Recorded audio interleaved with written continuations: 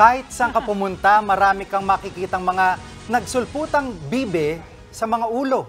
Patingin, wala pa naman Wala yung mga pa. bibi nyo, diba? Pero ang paandar... baby. Okay, tuloy mo. Sino yung baby yan?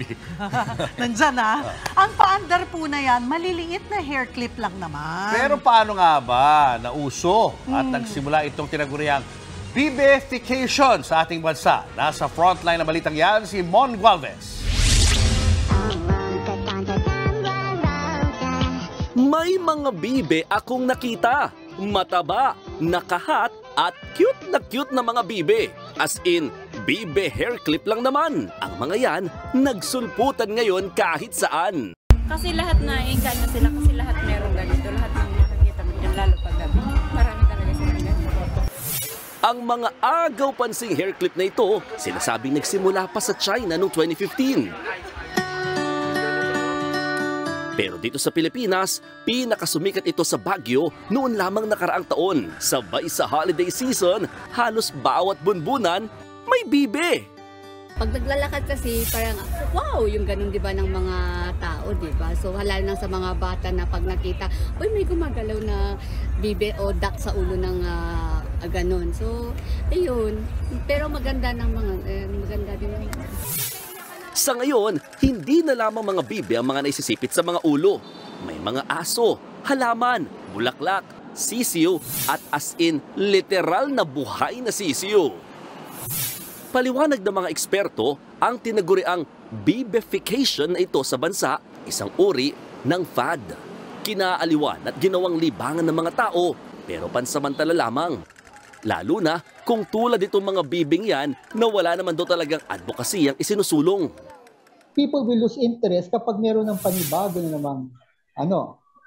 namang fad, or kapag walang tinatawag na innovation. Ibig sabihin, walang pagbabago. Tapos walang innovation and growth, walang pagbabago, the same bibing is there, and then it will simply die down kasi mawawala na yung interest ng tao. Para naman sa fashion expert na si Echo, ang bibi trend mukhang magtatagal pang araw ngayong season. I think this trend, this bibe trend would go on for a while din siya. Since papalapit na ang panagbunga, it's really the month of panagbunga. So I think mas maraming bibili ngayong mga tourists sa bibe na yon. Mukhang agree naman dyan kahit ang Department of Education. Dahil kahit sa klase, may bibi sa ulo ng mga estudyante at kahit sa mga teacher. Basta't hindi nakakasagabal sa pag-aaral at pagkatuto, bibification is live. Nagbabalita mula sa frontline, Mon Gualvez, News 5. Parang bigla na lang pala siya sumulpot, Ayan, no? parang sa ulo lang natin ngayon, nagsulputan na lang, diba? Bibified na tayong lahat. Parang kay Aiza Seguera. Bakit parang class na class pa rin kayo, Mesho? Bakit kailangan gumanong kumalog-alog? Ayan, Bakit nga di ba? Mga magkano yung ganyan? 3 for 100 daw. 3 for 100. Pag hindi wholesale, 35 daw per piece. Per piece.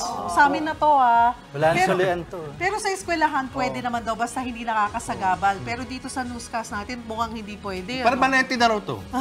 Permanente. natin. Ganito na. Innovation.